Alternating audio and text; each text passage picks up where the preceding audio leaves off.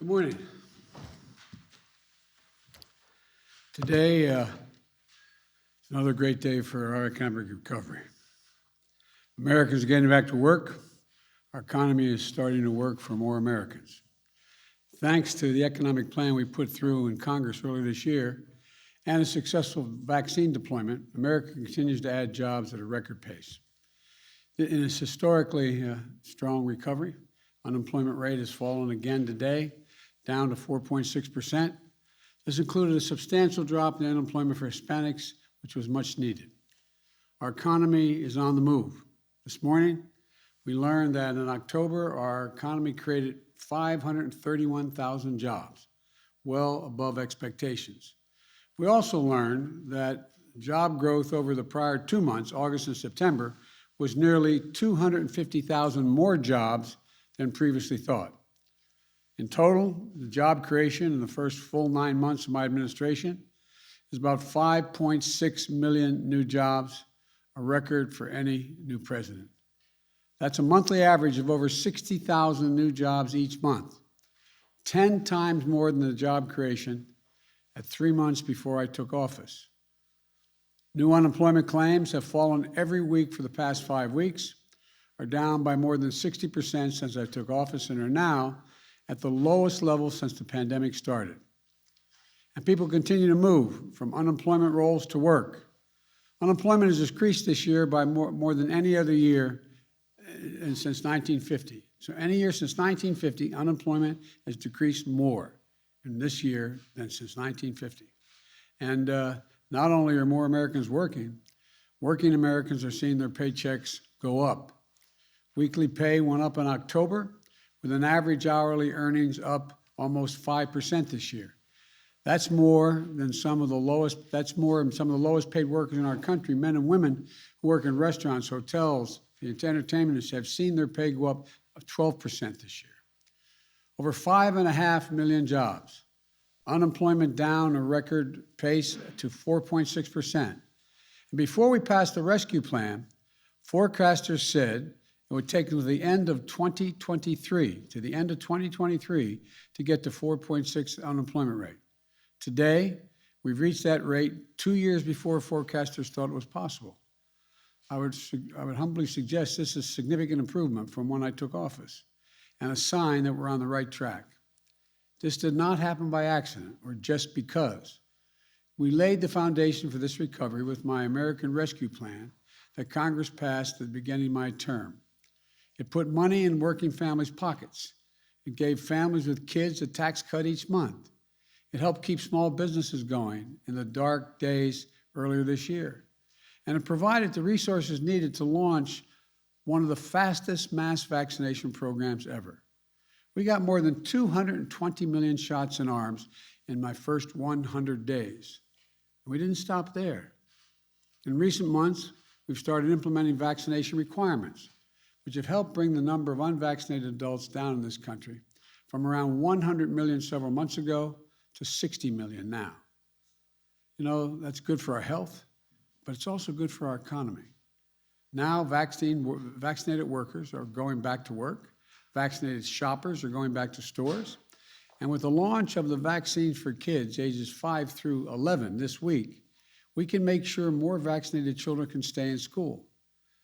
These plans I have implemented, through these plans of economic success, the economic rescue and vaccination plans, just both of them, have made the economy the envy of the world. We're the fastest growing major economy and one creating jobs at a faster pace than anyone. Yet, yes, there's a lot more to be done.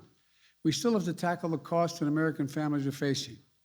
But this recovery is faster, stronger, and fairer and wider than almost anyone could have predicted. That's what the numbers say. But we want to make sure that people continue to feel it in their lives, in their bank accounts, in their hopes and expectations for a tomorrow that's better than today. That's what it's all about. Making sure our recovery is fully felt. To determine that depends on two things that are entirely within our reach. The first, for our economy to fully recover, we need to keep driving vaccinations up and COVID down. In that effort, we took two major steps this week.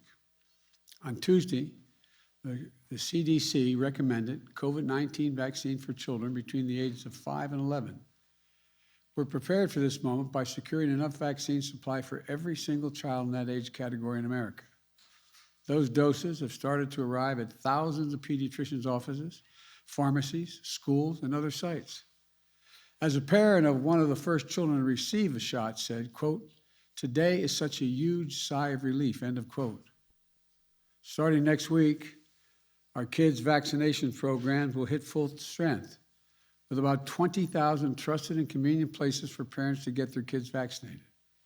And yesterday, the Occupational Safety and Health Administration, OSHA, issued a rule to require employers with 100 or more employees to ensure that each of their workers is fully vaccinated or tests negative for COVID-19 at least once a week. And the Centers for Medicare and Medicaid Services issued a rule requiring that all workers at healthcare facilities participating in Medicare and Medicaid are fully vaccinated. Together, these rules, along with other requirements we've put in place, means that 2/3 of all workers in the United States are now covered by vaccination requirements. These requirements have broad public support, and they work. Already, we've seen organizations that have adopted vaccination requirements increase their vaccination rates by more than 20 percentage points, often as high as over 90%. This is good for the workers, for their colleagues, for their loved ones, and for their communities. And it's also good for the economy. In a recent University of Chicago survey, every economist agreed that requiring staff vaccinations or regular testing among large employers would promote the economic recovery that is faster and stronger even than it is now. Analysts at Goldman Sachs project that these kinds of requirements could lead to up to 5 million more Americans re-entering the workforce. That's because they feel safer to do so. It's because there are fewer disruptions to things like childcare.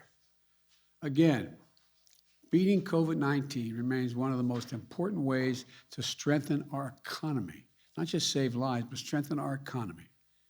And we're making progress. As of this week, 70% of American adults are fully vaccinated. More than 193 million Americans fully vaccinated. It was less than 1% when we took office 10 months ago. And one more piece of good news.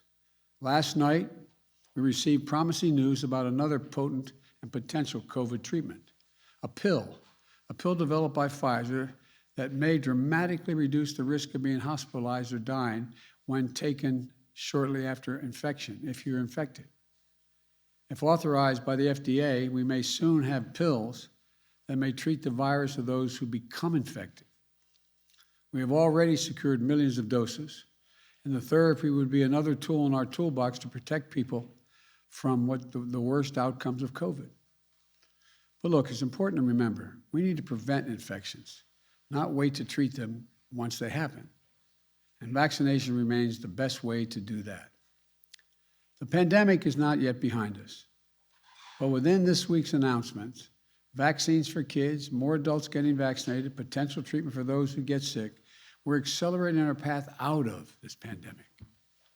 The second way to make sure recovery is fully felt is to pass my bipartisan infrastructure agreement and my Build Back Better plan, which are being debated now. And I'm going to be heading over there shortly after I do this press conference, back to my office to make some calls. I want to say very clearly, if your number one issue is the cost of living, the number one priority should be seeing Congress pass these bills.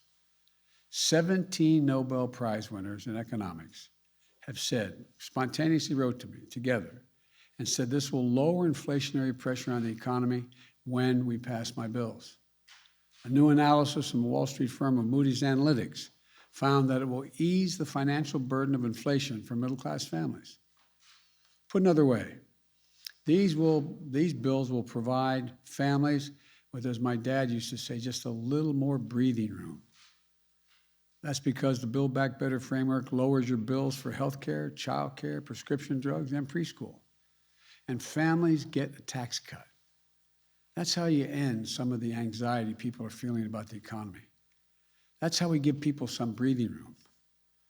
That's in addition to the infrastructure bill that will create millions of jobs rebuilding the arteries of our economy. And by the way, these two bills add up to the largest effort to combat climate change in the history of the United States of America. Right now, we stand on the cusp of historic economic progress. Two bills that together will create millions of jobs, grow the economy, invest in our nation and our people, lower costs for families, and turn climate crisis into an opportunity, and put us in a path not only to compete, but to win the economic competition for the 21st century against all comers. And passing these bills will say clearly to the American people, we hear your voices. We're going to invest in your hopes, help you secure a brighter future for yourself and for your families, and make sure that America wins the future in the process. I'm asking every House member of the House of Representatives, to vote yes on both these bills right now. Send the infrastructure bill to my desk. Send the Build Back Better bill to the Senate. Let's build an incredible economic progress. Build on what we've already done, because this will be such a boost when it occurs. Let's show the world that America's democracy can deliver and propel our economy forward. And let's get this done. I'll be back to answer some of your questions when they pass, but may God bless you all, and may God protect our troops. Thank you.